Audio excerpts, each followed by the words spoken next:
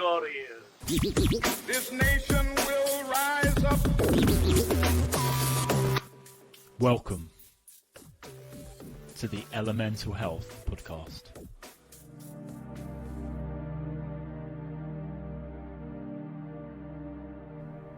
Welcome back to another installment of the Elemental Health Podcast. I am your host, Nick Quinton, and it is an honour to bring you today's guest. Not too much waffle today because this gentleman needs very, very little in the way of introductions. Last year, 2020, saw him run 300 miles through northern Utah and a measly 500 miles through the Colorado Trail, so all off-road kind of trail running, over 500 miles, an incredible challenge.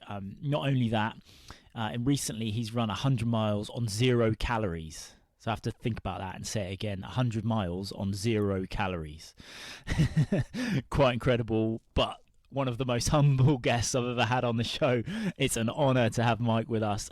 He's an amazing ultra athlete, and his story is pretty unique and quite inspirational, really. He wasn't born a runner or anything like that, and he had some serious surgery that told would never run again, and we get into that in the story. And it's just interesting to see the transformation and the level that he's at now, the athletic endurance and performance that this guy's at, and all the tips and tricks and tactics that he utilizes, which he's going to share with us on the podcast today. So really excited to bring Mike on and introduce him and have an amazing chat with this really humble dude. Mike McKnight, welcome to the Elemental Health Podcast. So we have got here an ultra runner and endurance behemoth, the low carb runner. I'm sure we're going to get to that. This year alone, you've completed 4,200 miles, including 500 miles through the Colorado mountains, making a film about all the incredible ultra races that you've been up to.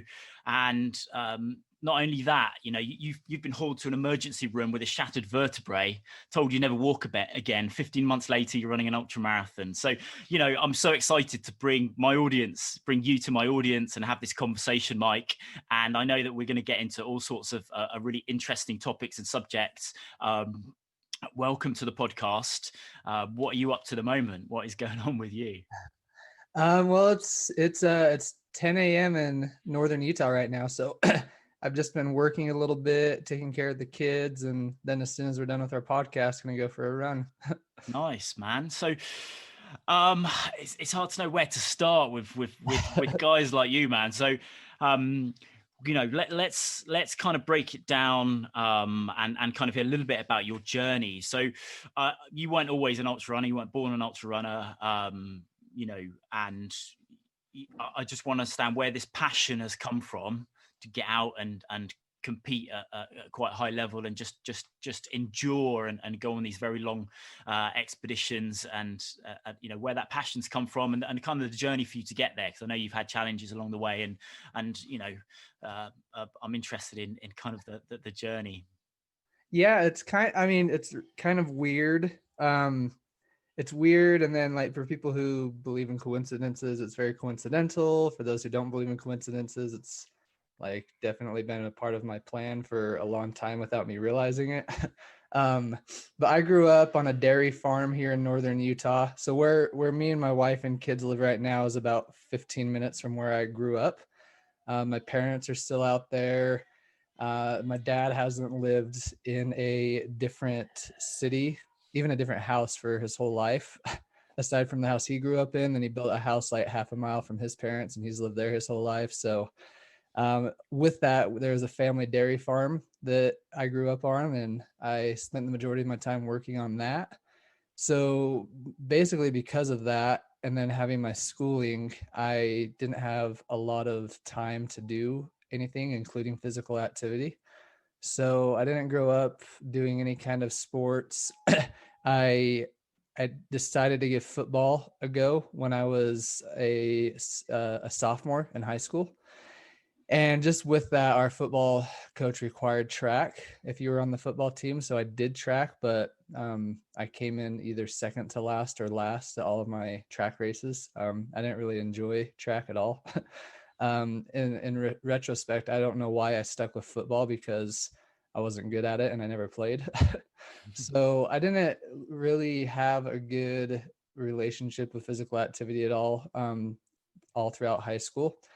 And I distinctly remember a time when, like, my buddies, they were big mountain bikers, and they talked me into going on a mountain bike ride with them. They let me borrow, like, one of them had an older brother who biked, so I just borrowed his older brother's bike. And we made it no more than a mile into this mountain bike ride when I convinced all of them to stop and told them all that if we went back, I would buy them all a steak dinner that night. So I basically used food to bribe my friends to not go riding because I hated it so much. Um, so that's kind of what my relationship with physical activity was until I was about 21. When I was 21, my sister was doing a half marathon and she challenged me to do it with her. And I don't really know why I decided that I would try it with her. So I trained probably 3 to 5 miles a day. That's about it. And I ended up doing just under an hour and a half at that half marathon, which was about 20 minutes faster than what my goal was. I just wanted to do in the hour 50 to 2 hour range. So I thought that if I could do that without training too hard for it, that I might actually, for some reason or another, might be good at running. So I started training for specifically to walk onto the track team at the college that I was attending. And no more than 6 months after I got into that training habit is when I broke my back. And that we can get into that later if you want, but basically, like you said, I started running just a few weeks after surgery. And because I dropped out of my college classes and lost my job because I was told I'd be in bed for a long time, I had nothing else to do. So I just started running a couple hours every day. And then I met somebody who was an ultra runner, and he told me all about that world, and I gave it a go and just kind of fell in love with it. And here I am now. Oh, that's cool, man. So, but presumably you were running against advice after surgery. So I broke my back in February of 2012, and I had surgery the next day. Because I just started getting into training and was enjoying it, I asked my doctor when it would be that I could start running again. So I never had the prognosis that I wouldn't walk again. He told me the way it was my L1 vertebrae. I wrecked skiing and my vertebrae just completely burst. And so he said that if I just landed a little bit differently, so the vertebrae 100% burst away from my spinal column. He said if I landed a little bit differently, like if my back was folded a different way when I landed, then it would have burst toward my spinal column and that would have paralyzed me. So I was never told that I wouldn't be able to walk again, but he did tell me it would be at least a year before I should consider running again. But 3 weeks later, I was feeling good enough to give it a go. Cool, man. That's a hell of a story. And what spurs you on now in terms of your passion towards health and sports? Like, Sorry, ask that again. Sorry. What spurs you forward now in terms of your passion to do what you do? What's your driving force? So there's a few things. The big one is that, when I was in that position when I broke my back, when I was told that I couldn't run for a year, I wrecked skiing I had about an hour ambulance ride from the ski resort to the hospital. And that whole time, like, I was just worried that I really messed myself up, and that even though I knew I could move when I was in the ambulance, I still had that fear that some reason or another that paralysis might be an issue. So, just that hour of worrying about that and then being told I couldn't run for a year, like just being in that situation where I was kind of put into an immobile state. I fast forward to today, one of the reasons I ultra run is just because it's my way of being thankful for what I can do, what my body can do. Like if I can run a few hundred miles at a time as compared to being stuck in bed, then obviously I'm going to do that. So just the fact that my body allows me to do it. And then I don't know. I like trying to figure out what's possible with my body and what's not possible. So, um, like, I just think it's just the way my body's wired. I'm always moving. Like I don't sleep well at nights. Like my brain's always turning, so I get up and do stuff. Like I don't like sitting around, and ultra running is just kind of a good way to take that to the extreme, I guess. So how do you, I mean, you're suggesting that the type of person you are, you're always going to be kind of trying to push the boundaries and seeking more and more and more. But obviously it's a progressive process to build up to a 500-mile challenge, for example. How do you build capability? Because I think a lot of people listening to this are in that, maybe in that mindset of, I don't want to run too much, it's going to be bad for me. So how do you build that capability to go out and smash a couple of 100 miles? Yeah, I just think I think it's different for everybody. I know there's a lot of people who have the approach where they like want to do a few 50Ks, then once they're comfortable, move up to a few 50 milers, then 100, like, and just kind of get used to that one distance before they go to the next. And that's kind of how I started out. Obviously, like I still like doing 100-mile races and stuff. Anything under 100 miles, I'm not good at. So I don't know if I'll ever do any 50 milers or 50Ks moving forward. 100 miles might be my bottom threshold. But just my build up, like, I did a couple. So I thought, so to take a back step, I thought the 100-mile distance was the furthest distance out there. And then in 2016, I learned about these 200-mile races. And then so I started like trying to figure out what I needed to do to prepare for that. So I did those 200-mile races and kept doing those. And then I learned about FKTs and how there's like 500 to thousands of miles that's out there. So the way I approach it is just like, I just did the Colorado Trail. It was just under 500 miles. I know that's possible for me now. So now I'm looking into the Arizona Trail, and that's 800 miles. So I just kind of have the approach where I do it. It worked. Now let's see what distance is next, and then move up to that.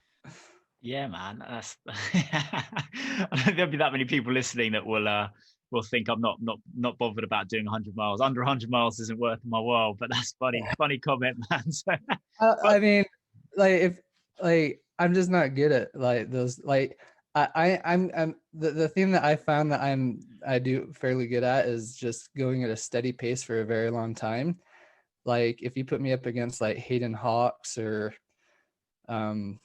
he's the only name I can think of right now, but like Zach Bitter, Hayden Hawks, all those guys that can like throw down sub 6 minute miles in a 50-mile race. Like I just know there's no way I could ever do that. So, I might do it occasionally for like a training type of thing to build up for a 100-mile race. But, if I'm not good at it, I don't really care to focus on it.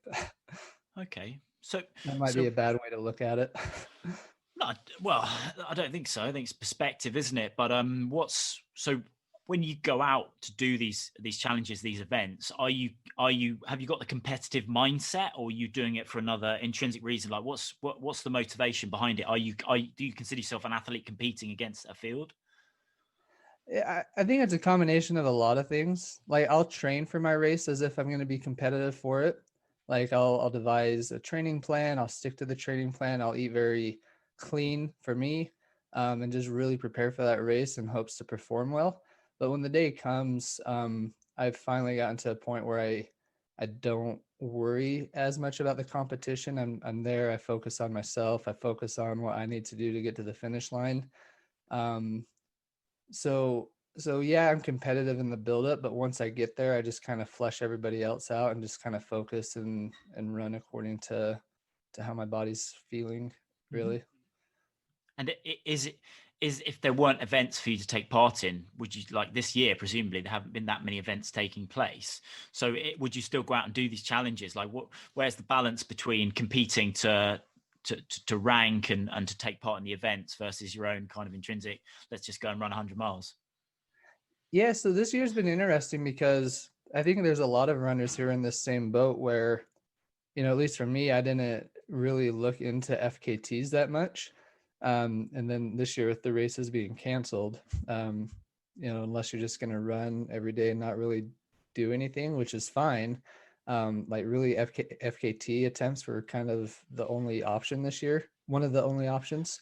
Mike, you're going to have to break down what that is, FKT. FKT. So FKT is fastest known time. There's a website called fastestknowntime.com, and it has hundreds of trails throughout the world that people have gone and ran. And then it has just like the times that people have ran it, and they have the fastest time ran like listed at the top. So, for the Colorado Trail that I just did, Scott Jaime set the fastest known time in 2013, which was 8 days and 7 hours. So for the past like 7 years, I spent the fastest known time on the Colorado Trail. So when I went out to do the Colorado Trail, I had the goal to beat that time. So that's kind of been the theme this year. There's been a lot of FKT attempts and a lot of FKTs set this year, just because of COVID and races being canceled. So now that that's been the focus, like I'm kind of in a spot personally where I don't really know what I'm going to do with racing anymore, because I like the FKT setup over racing. Like it's just funner. Like you can pick the day that you do it. You can pick the time that you start. You can train for it as much as you need, and then just go for it once you're ready. So I like the FKT setup. So I don't know, like once races start coming back, we'll see. Like obviously, like I want to do like those 200-mile races still. I'm already planning on doing the Moab 200 next year, but like aside from a couple 200s, I think FKTs are going to be my big focus right now. Cool. Sounds good. And so I'm intrigued with the ultra running scene. A lot of people come to kind of sports and fitness to be part of the community. I think on the outside, it probably appears that it's quite an isolated, quite a lonely event to take part in. But how does the community play a part in what you do and kind of drive you forward and yeah. Yeah, I love the community. Like me and my wife kind of joke about it all the time. So when I started ultra running, I was 23. And at the time, like it was pretty uncommon to see somebody my age doing ultras. I remember like when I first started doing ultras, I'd like look on ultrasignup.com, and my age ranking was really high just because I was one of the only ones who was doing it at that age. Fast forward today, 7 years later, there's a lot of people who are in their low 20s who are doing it. But because when I started, there wasn't, like, me and my wife joke about it. We're like, she's in her mid 20s. I just turned 30. Sorry, I guess I'm about to turn 31. This year went by fast, but the majority of our friends are like mid 40s because those are the people that I started hanging out with when I was in college, was ultra runners. So like the majority of my friends today are ultra runners, people that I met at races and people that I met just through the community. So the community aspect is pretty big. I really enjoy the friends I've made through it and look forward to seeing them at races and all that. So community is huge in ultra running, I think. Yeah. And presumably when you're doing the challenges, FKTs, you're creating your own team and taking part. Yeah. Like, for instance, I'm sure you've seen me post stories with him, Ben Light. Yep. So I met him in 2017 at the Bigfoot 200. First time I ever met him, and like he just gave me a ton of advice. He'd done 200-mile distances before, and that was my first. I ended up choosing to do the Triple Crown after Bigfoot, which was the 3 200-mile races and Destination Trails series. Ben was already doing the Triple Crown, so when he found out I decided to do it, he just kind of coached me through each race, and we ended up running a lot of the races together. And he lives about 2 hours from here, so when we found that out as well, we started running together, and we just kind of clicked. And like whenever I do something now, like any race I do, like when he found out I was going to go for the Colorado Trail FKT, he like called me like a minute later, almost after announcing it, and was like, "Hey, I want to be your crew chief." And then he just kind of took care of everything for me in terms of preparing for it. And then, vice versa, I try to crew him as much as I can too. But he ends up doing it for me quite a bit more. He's such a solid guy. But yeah, like, just like you kind of get your team, and Also too, like with the Colorado Trail, I had some people that I hadn't ever met before who reached out to me and offered to come crew and pace me for the Colorado Trail.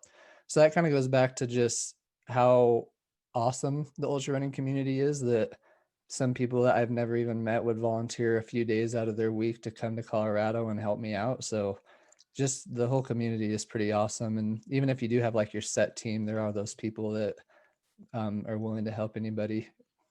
Sounds awesome, man. Sounds awesome. I'm intrigued to know more about the mindset of what happens during an event. So I think, you know, everyone knows the reference of kind of David Goggins at the moment. He's quite highbrow and he's quite high line in terms of popularity. And I guess his externally, certainly his ethos is kind of bludgeon, put yourself in a hard situation and just face the challenge and kind of grind things out. When you're going out for a run, whether it be training or during an event, how do you balance kind of enjoyment versus grinding out the race? What's your blend, and how does that manifest for you? The majority of what I do, I enjoy. Like I hear, like I have the mindset, if you don't enjoy it, then there's plenty of other ways to push yourself that you could enjoy. You know, like my brother-in-law, he's a mountain biker. If he was to come running with me, he would totally hate it. If I was to go mountain biking with him, I would hate it as well.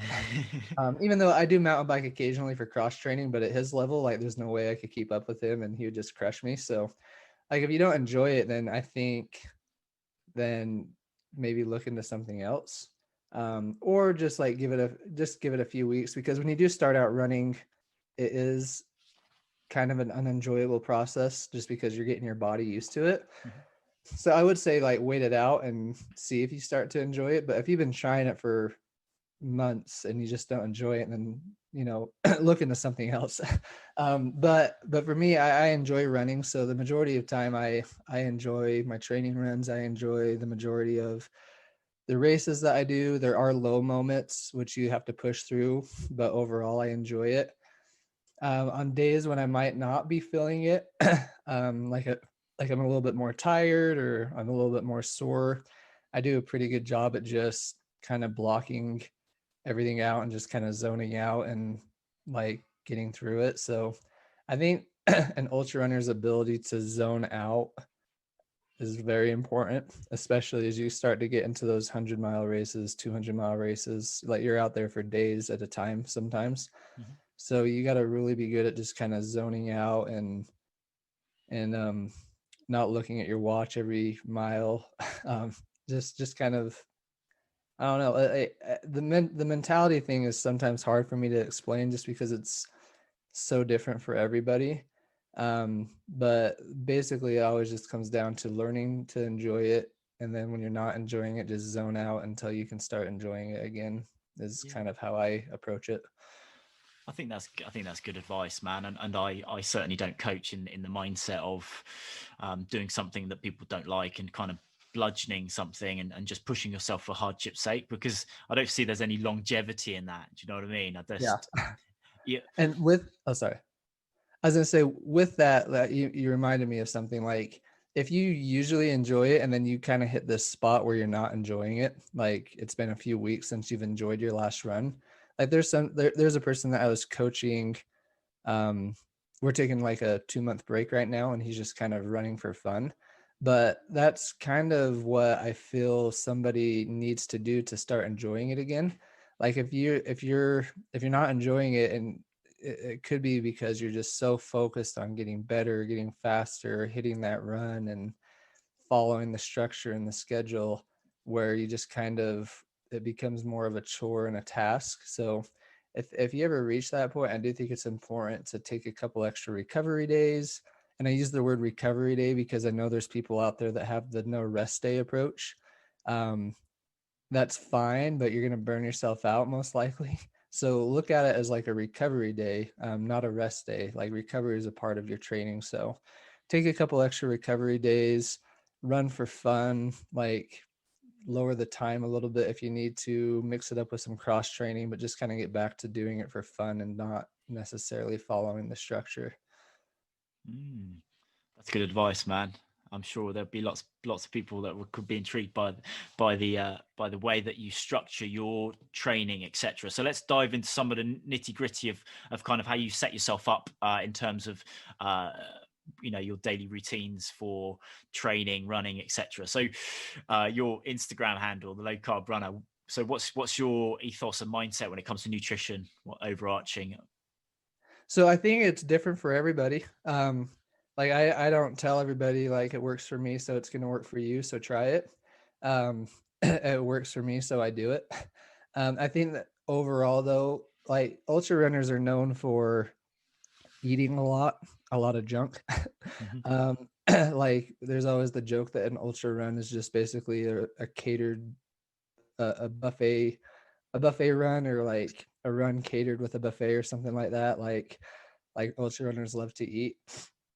I think that there's a lot. So when I first started to take a back step, I had the mindset where I'm running so much every day, I'm running so much every week that I need calories. So I'm going to eat whatever I want. So like when me and my wife first got married, we laugh about it now, but like I had like a little mini fridge in our bedroom and it was full of like 12 packs of Mountain Dew. And I was probably drinking a can or two of Mountain Dew every single day. Had a bowl of ice cream every night when we were watching TV. Like I was getting my calories, but they were terrible sources. And it's kind of interesting. I started to gain weight when I started ultra running, just because my diet went down the drain, just because I was eating so much junk.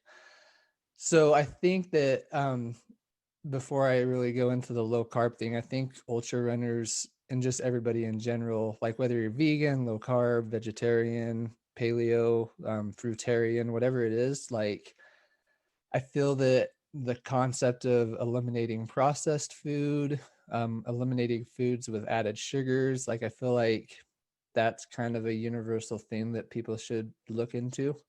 Maybe not eliminating it 100%, like, moderation is key, but I think just like a whole foods approach is something that would be very beneficial for all runners to look into. That is just my opinion, though. I'm not a nutrition or a dietitian. And then for me, with the whole low carb thing, sorry, with the whole low carb thing, like I said, I started to gain weight. I started to run slower.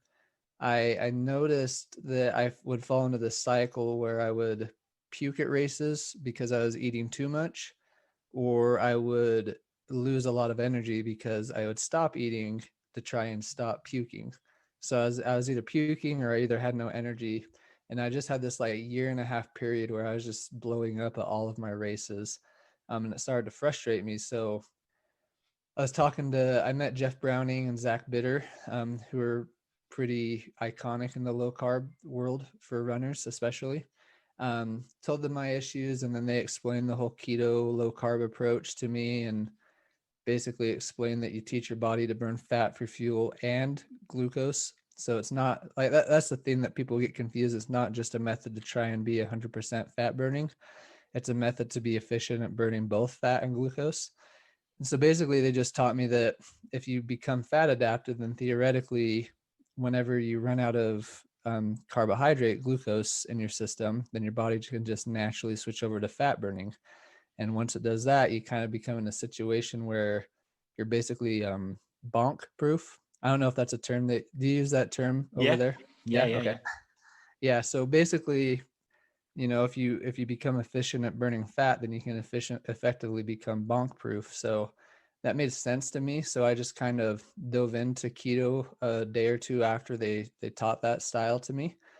And it was a process. Like I cheated a lot at first, and but I noticed the benefits when I wasn't cheating. So eventually I kind of got to the point where I became very strict with it. So I've been doing it for almost 4 years now. The first year to year and a half was when I was cheating a lot. So it's been about almost 2 years since I've been pretty strict with it, and it seems to work for my body. So I'm going to keep doing it. Cool. Yeah. And I think, bonk bonking, I think, is a funny phrase over here because it does mean what you're referring to, which is you hit the wall basically, and your glycogen stores are completely depleted, and you're unable to do anything else, and you're collapsing in a heap. But it's quite an old-fashioned slang term for having sex as well. Oh, I don't know if you're aware of that. I had no idea. Yeah, bonking. Bonk proof. Yeah. I wonder what that would mean then. But yeah, it's an interesting approach, and I think what stands out to me is the fact that I like that you've taken a very intuitive approach to something, and you've been willing to test it out and try it over a longer period of time. I think people are kind of so quick just to jump from bandwagon to bandwagon. When it comes to kind of a dogmatic approach to nutrition without really understanding why they're doing it and what might work for them, and then pursuing a kind of intuitive experimental phase. And you could transfer that to any aspects of your life, I guess. Really is about exploring how to do something differently, and that process in itself. Yeah. So it's an interesting, the way that you describe your journey, and then the period of time that you've tried it for, which I think a lot of people, they just want kind of like, oh, I've been vegan for 2 weeks, I'm not seeing any results. Yeah, that's not enough time. Nah, absolutely not, man. So that's cool. And so do you on when you're on the trail and when you're out running, are you fueling low carb as well during the event, or just in like your normal daily life? How does it work when you're... Yeah, so it depends on the event. I can't remember when you first reached out to me, but I did that 0 calorie 100 earlier this year, where I just wanted to see if it was possible to run 100 miles without intaking any calories. So when I was training for that, I was doing a lot of my runs fasted, and I still do a lot of my runs fasted just because, like, my stomach, like I never have any issues. I never have any digestive issues when I run fasted. Occasionally I'll run into them when I'm still doing keto. It's very, very like occasional. It doesn't happen often, but like I never have stomach issues when I do my runs fasted. So I do a lot of my long runs fasted. When I'm racing, it kind of depends on the distance, what my approach is to nutrition. The shorter, like 50Ks to 50 miles, and depending on the course, 100 miles, I'll do a little bit more carbs than usual, which is still going to be lower to somebody who's a little bit more carb dependent. But I'm probably getting 30 to 40 grams of carbs an hour for those shorter distances. And then on a calorie basis, I'm probably getting 200 calories per hour, sometimes as low as 100. But for like a 200-mile distance and above, you're going at such a low pace for those races that, because like the science behind it, like there's this heart rate range, and it's different for each person, depending on your age and all that. But like there's this heart rate range where if you're sticking in that range, you're going to be primarily burning fat. So when you're doing these 200-mile races and 500-mile FKT attempts, you're going at such a lower speed that you're most likely going to be in that range. So when I'm doing those distances, I tend to stick more towards just calories in general and not really focusing on getting carbs in my body, since I'm most likely burning fat anyways. So basically, the longer the distance, the less carbs I'm doing, and then the shorter the distance and the quicker the distance, the more carbs I'm doing. And for me, that's typically like Jeff Browning. Like I said, Jeff Browning, he's a low carb athlete. He is sponsored by GU, and he takes GU. Sorry if you heard that. My dog's freaking out. So he'll still take GU, but me personally, like GU doesn't really jive with my stomach. And so I tend to stick to a lot more fruit based foods when I'm running. So I take those applesauce packets with me. I have fruit leather with me. If it's a race where my wife is crewing me, then I'll have smoothies. Fruit seems to work really well with me. So yeah, most of my sources are coming from fruits when I'm doing my races. Cool. And So break down the thinking. So that's interesting what you say about the science. So what you're saying is if your heart rate is within a certain range, that's the right range for you, you're going to be burning predominantly fat. So actually, it makes sense to run in a fat burning mode for these long distances. Yeah, and I mean, even if it like most people will end up naturally running at that speed, just because a lot of people take the approach where they have to go slower to get to the finish line. Like, you have somebody like Jim Walmsley who can do like Western States in 14 hours. Like, that's wicked fast. So he's most likely out of that heart rate range where he's doing a lot of glucose, a lot of glycogen burning. Obviously I haven't looked into his metrics, what his heart rate is and stuff like that, but I'm guessing that he's going at a speed where he's relying on carbohydrates. For people like me, who's going to go a lot bit slower than 14 hours for a 100-mile race, like, I'm most likely going to be in that range regardless, to get myself to the finish line. So I feel like a lot of runners are kind of hovering in that range and they don't even realize it. I don't know. Have you heard of Phil Maffetone? No. So Phil Maffetone has this there's this like equation. It's 180 minus your age. Mm-hmm. And then +5 if you haven't been injured for a couple of years, plus another 5 if you haven't been injured for like 5 years. And so that number that you get, that's what's called your aerobic ceiling number. So for me, that number is 155. So 155 is theoretically my aerobic ceiling, where if I get my heartbeat above that, then I'm most likely going to be in an anaerobic state where I'm going to be benefiting off of simple carbohydrates more to get me. I'm rarely ever above 155. Like, take the Colorado Trail, for example. I think my average heart rate was like 135. So it was quite a bit under that threshold. And so just like if you were to Google like fat burning heart rate zones, like it would give you like standard answers. And like the standard answer for my heart rate range is like, 135 is about what I'm going to be at for prime fat burning. You're never going to know the exact number unless you get your VO2 max tested, your heart rate max tested, and all that stuff. But if you're looking for a generic number, like, you can just Google that and find it out. And for me, like, 130 is just kind of that area where I'm going to be burning fat for the majority of the time. And that's kind of what my heart rate is at for the majority of my races that I do. So I don't know if that made sense.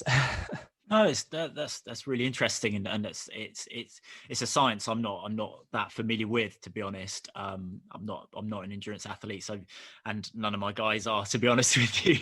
We're very much in the amateur space, so it's really interesting to hear how you break it down, and that I wasn't aware of what you're talking about, which is always, why I love doing having these conversations, because it's eye opening for me. So about that fat burning zone and just staying in it, I think if I look back into my past and most people's kind of rudimentary upbringing and understanding around carbohydrates, everyone would think, and even the analogy that you reference, which is, this, when you're doing an ultra, it's not a running race, it's an eating race, and it's an eating competition. But so a lot of people, I think myself included, without any kind of understanding, would think he must be taking on a huge number of carbohydrates, huge number of calories, because just burning fuel. And when you look into it, and the bits that you just talked about, there's a lot more nuance to it, like there is with everything, but there's a lot more nuance to it. And it's really interesting to see that fat burning zone, which a lot of people, I think, aren't thinking about. Even we're not talking about ultra when we think about Joe Blogg's going out for a 5K 10K. Do you know what I mean? Yeah, I think it's funny because the keto and the low carb thing is so, like, so many runners are so against it still. Like, I'm in the trail and ultra running Facebook group right now. I don't know if you're a part of that or not. I don't think it's a group I'm in, no. Okay. I've left that group a couple of times and come back, but usually when I leave that group is just because I'm getting so sick and tired of like everybody that's saying keto is not efficient for any runner, which is complete opposite of how I view things. Like, I'm very much aware that different things work for different people, and I just wish everybody would have that mindset. So when I see so many people just saying that keto doesn't work, don't try it, don't try it, don't try it, like it just really bothers me. And I just know that I'm going to be getting in debates all day if I just don't leave that group on Facebook. So I think it's so funny that people are so against it, because most likely those runners are getting into ketosis when they're doing these long ultra races, because there's a good chance their heart rate is in that range. And when you put yourself in a physical, like when you put yourself into a physically active state and you're most likely calorie depleted, most runners are in a calorie depleted state when they're doing ultras. Like even if you're getting a couple hundred calories per hour, you're most likely burning a couple times higher than that with your physical activity level. So when you put yourself in that state, in a calorie deficit, physical activity, in that heart rate range as well, there's a good chance your body's going into ketosis and you don't even know it.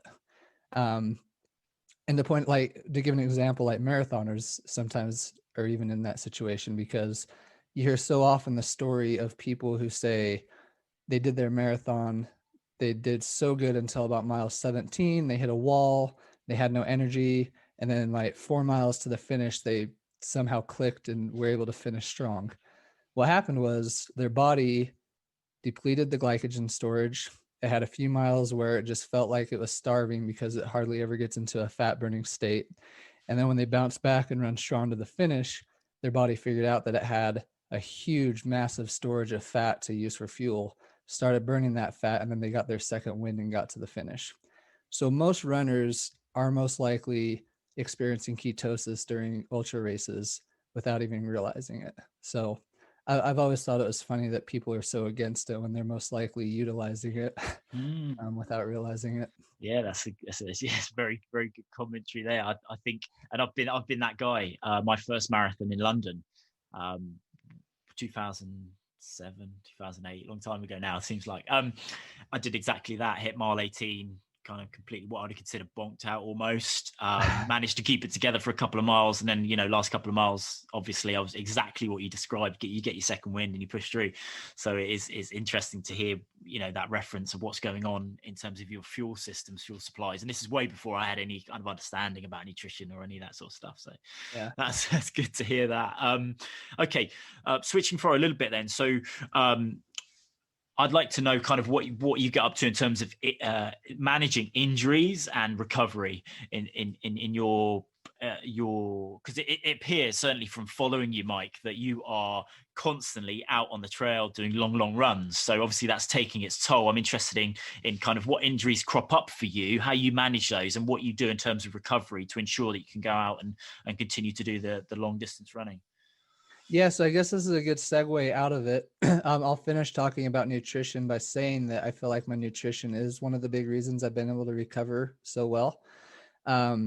A big focus on the low carb approach is to eliminate foods that cause inflammation.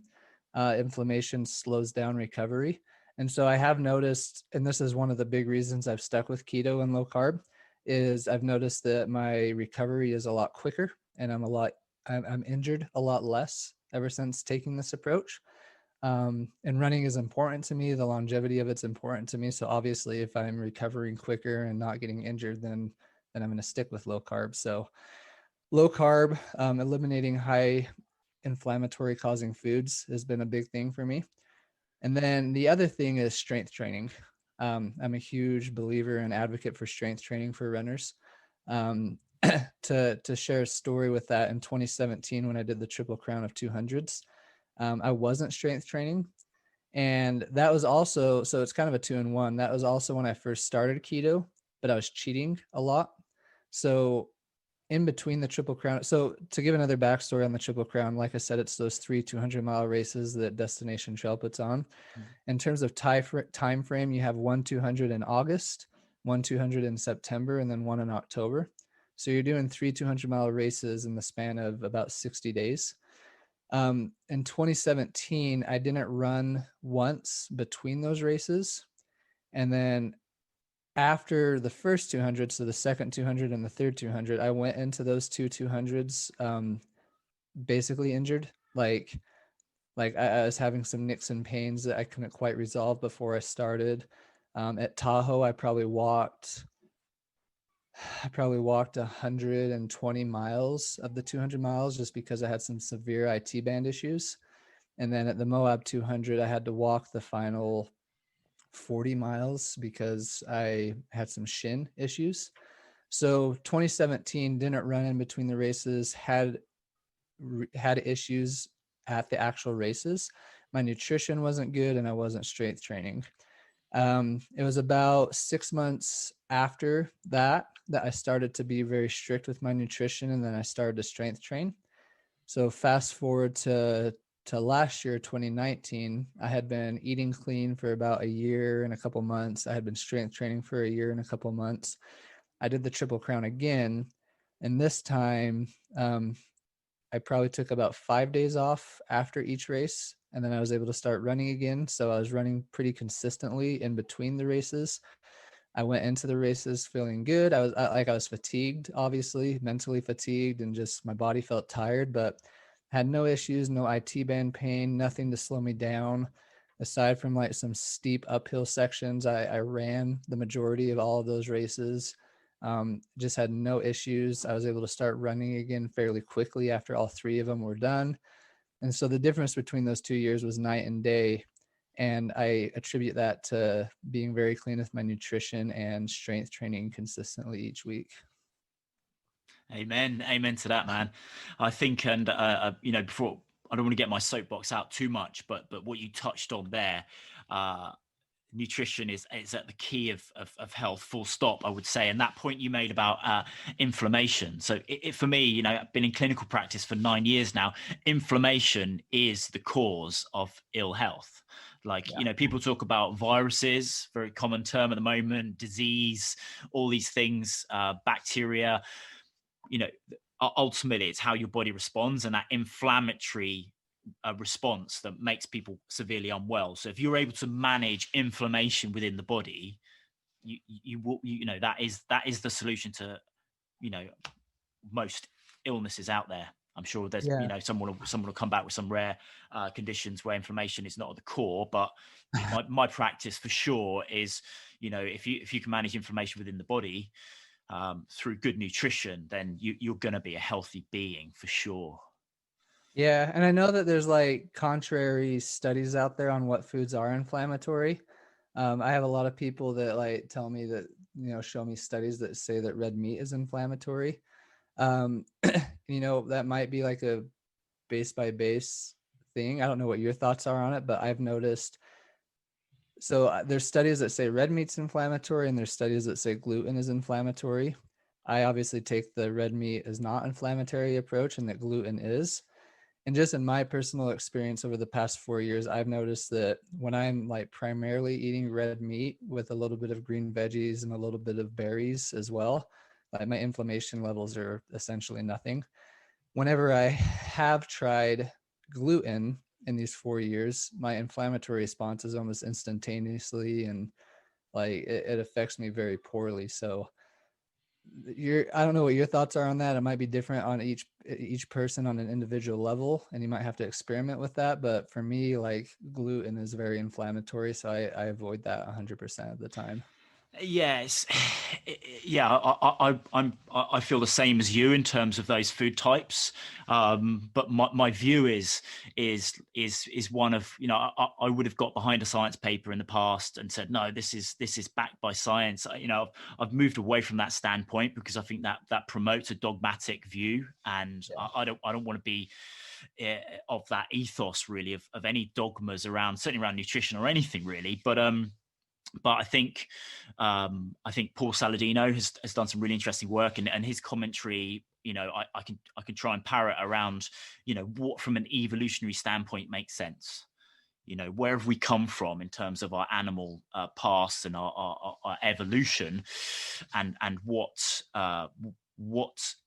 is opposed to that, and what has come from the mass farming, and these highly modified plants that we then ground up, mixed with chemicals and serve up. And what so I guess the point I'm making is what feels more innately beneficial, and then what are you willing to try, and then try and marry those two things together.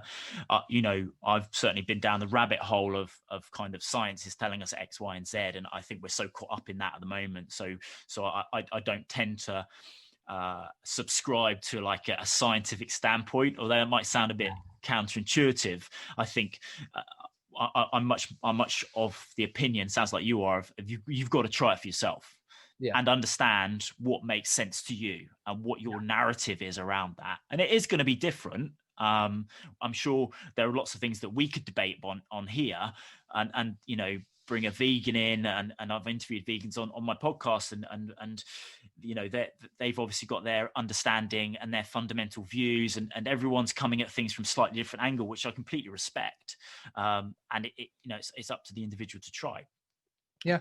On top of that, I haven't coached anyone who hasn't benefited from, increasing the fasting window, and reducing carbohydrates or carb backloading towards the end of the day, and reducing that inflammation down in their body, measured or not, just how they feel. And it's been a few years now that I've been at this. So that's awesome. So you take a fasting approach too? You do fasting? Yeah. Cool. I'm intrigued. I'm on that note then. So let's jump back to you getting up and running 100 miles on 0 calories. So where did that idea spawn from, and how did you feel? So the idea spawned from, have you heard of doctors Jeff Volek and Stephen Finney? Volek, I think, yeah. Volek. So I remember when I first started low carb, Zach Bitter recommended that I look into his lectures. And I remember he a couple of times made the comment that every single person out there, even the thinnest of people, has enough fat storage in their bodies to last them for a few days. And he was referring to a sedentary standpoint. So when I heard that, I've always wondered, how does that correlate to a physical activity? How does that correlate to that? If I'm running, how long can I go without eating any calories? So he kind of unintentionally put that idea into my head when I first started low carb. And until COVID happened, I've never really considered, I've done, like I said, ever since going low carb, I've done the majority of my runs fasted, just because I've had no GI issues when I do those runs. And so when COVID happened and races were canceled, I was out doing a 50K training run, and I didn't intake any calories. And I decided to really push myself. It was a hilly course. I ended up doing it a just under 9-minute pace for the whole thing, which I know isn't wicked fast, but for not consuming any calories, it was one of my faster runs. And so when I did that, I was okay, 50K went pretty fast. I wonder if 100 miles is possible if I slow it down a bit. So I asked that question in February of this year, of 2020. And then in late March, decided just to go for it. So picked a date in early May that I would go for it, and went for it. And I felt amazing during the whole thing. I could have kept going if I wanted to. I designed this looped course that started at my front door and it ended at my front door. It was just one big 100-mile loop. So I did it in just under 19 hours. So I felt obviously a switch could have happened in any minute, but I felt at the moment when I quit that I could have gone to 24 hours at that pace. So I felt pretty good doing it. And ever since then, I've been kind of a huge fan of fasting. Intermittent fasting is a huge thing for the keto world. And until I started training for this fasted 100, I never implemented intermittent fasting. And then in my training for it, I started to monkey with it just to get my body used to being in a fasted state. And so ever since my training for it and finishing that, I've been a huge fan of fasting. It helps me feel recovered. So I try to do some kind of fasting every week up to this point as well. And are you aware of any studies where they've sort of tested runners on in a fasted state over a prolonged period, like the race that like the run that you did? I know of, I haven't looked at it for years, but there's something called the FASTER study. I don't remember the whole metrics of that. Are you looking it up right now? No, I'm just making a note to look it up later. Okay. I know that Jeff Browning was participated in that, and it was actually put on by Dr. Jeff Volek. It's been so long since I've looked at it, but it was a study on more of keto athletes. I can't remember if fasting was implemented or not. So to answer your question, I'm not 100% sure if there's any studies out there that talk about that. Interesting. Yes, and it's interesting to me what happens to the body, when we just go for runs when there's no food being taken in. And when you did your 100 miles, did you kind of eat a meal and start running, or? Yep. Basically? So I started my run at 6 a.m. and then I ate breakfast at like 5:15. Cool. And then and that was bacon and eggs, a little bit of coconut oil, and then just for kicks, just in case I used some glycogen, I had an orange too. Quality. Mike, Yeah. we are rapidly running out of time, and I've still got loads of things that I'd love to pick your brain on. We're gonna have to do a round two. I'm intrigued, and I love the granularity and the level of detail, because that's always a feedback from my podcast, is they always want to know more about the experts and the specialists that I get on. So you from my understanding of what's going on your social media, you've got a big presence on Instagram, and that is where people can find you. And so tell us a bit about how we can interact with you, what your specialism is in terms of coaching and the kind of people that you can help. But also I'm intrigued by this Broken to Breaking film. Oh yeah. So in terms of the film, that's a film that my buddy Matt Van Horn, he lives here in Utah. He's a trail runner, and he's a filmographer. He's trying to like get a little bit more known for his work. So when he found out I was doing the Colorado Trail, he approached me and gave me a killer offer to make a video on it. So I accepted, and that's what this video is going to be. He originally told me 20 minutes, but I think it's going to be a little bit over 30 minutes, just because he got so much content and he's having a hard time narrowing it down. He's supposed to be sending me like a rough draft of it this weekend to go through, and so I can give him feedback, but we're hoping that will be released in the next 2 weeks. But yeah, it's just on the Colorado Trail. It's called Broken to Breaking just because it's going to focus on how I had a little bit of like overweight and depression issues in high school, and then breaking my back, and then to breaking the Colorado Trail. So that's kind of where the title comes from. And then people can interact with me on Instagram, the Low Carb Runner. And then I have a website that I just started a couple months ago that's lowcarb-runner.com. In terms of coaching, most of the people, like I'd probably say only 10% of the people I coach right now are interested in keto OFM. And OFM is optimized fat metabolism. It's kind of like a strategic keto approach, like doing keto strategically in your training. So not everybody has to be interested in low carb that I coach. The majority of what I do is just like running and strength training focused. And that could be anywhere from 50Ks to 200 milers. So just running in general is really what I'm coaching on, and the strength training aspect of it. Yeah, that's awesome, man. And I'd encourage anyone to get in touch and start following Mike for sure. The film sounds really interesting. I'm itching to see what that's about, and your experience of the Colorado Trail as well. So for people listening, that would be early January 2021, I'm guessing, the release. Yeah, that or just shortly after Christmas. Cool. Yeah.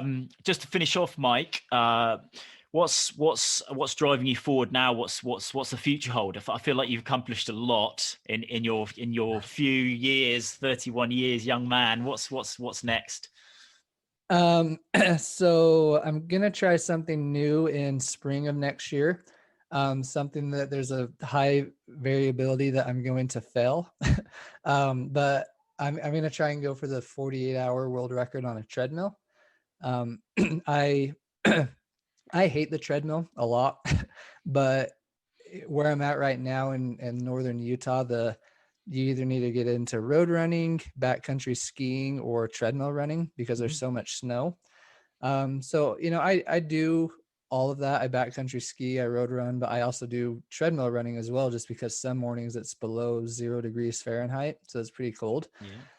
So I figured, just since I'm going to be doing more treadmill running this winter, that I might as well try and make something of it and go for something with that before I start doing trail running again. So I'll go for that in late March, early April.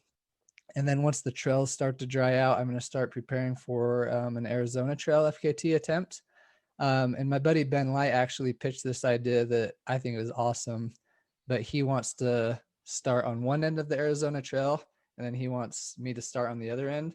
And then we both go for the FKT in that direction, and then pass each other somewhere in the middle and then keep going to the finish. So kind of a race in itself, but also we're both going to go for an FKT.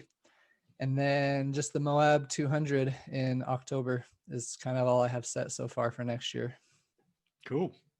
Awesome, man. Mike, it's been awesome chatting to you. You're a massively understated guy, given all the amazing feats that you've achieved. It sounds like 2020 has been an awesome year for you in terms of what you've been able to achieve. And I think you've made them. You've certainly gone out there and still, pushed through all the psychological barriers that we're all facing at the moment to continue to follow your passion and do the things that are important to you. Thank you. Yeah, it's a good year just to go out and do whatever. There we go. Pretty amazing stuff, eh? I'm so inspired by the way Mike approaches his athletic endeavours and his kind of appetite for life, really, and I was just so impressed that, given what's gone on in 2020 for everyone in the world, really, the amazing things that he's been able to do, the way that he's adapted his sport, and he's really thought outside the box and just gone for it and just made it work for him and had the most probably the most impactful year in his athletic performance, as he states, and that blew me away, to be honest, on this episode. So I was really honoured to have Mike on board and chat to him. Hopefully we'll get him back and find out what he's been up to in 2021. The film, as of mid-January, when I'm producing this, is not out yet. He has spoken to Mike and he is going to release it very, very soon. In terms of Mike, please stay in touch with him and start following him and see what he's up to. He's a regular updater on Instagram. He is at The Low Carb Runner, so it's at The Low Carb Runner on Instagram. That's the best way to kind of get in touch with Mike if you're interested in coaching, or if you just want to kind of be inspired and see what crazy stuff he's been up to, and also to hear about the film that's coming out very, very soon. It sounds really awesome given the landscape, the environment that he's been in, and the amazing endurance that he's been up to. That's enough for me, guys, for this episode. It's great to have you listening. Thank you very much for listening all the way through. That's always a pleasure and an honour to deliver these amazing people and this amazing information to you. I hope that it's impacting you and changing your life. Please subscribe, comment, but most importantly, share with someone you care about. I will see you on the next episode. Lots in store in 2021. Take care.